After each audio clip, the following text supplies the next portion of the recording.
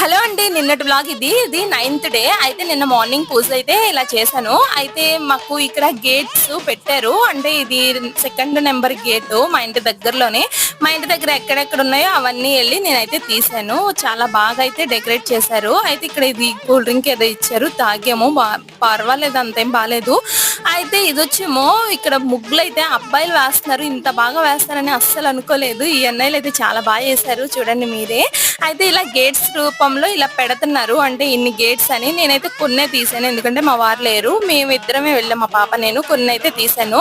Night అయితే 10:30 అయితే అయిపోయింది అమ్మవారు వచ్చేపాటికి. ఇంకా నిన్నే లాస్ట్. ఈ అమ్మవారిని అయితే టెంపుల్లో అయితే పెట్టేస్తారు. ఇంకా 9 రోజులు అయిపోయిన తర్వాత ప్రతి ఏరియాలోని చేస్తారు.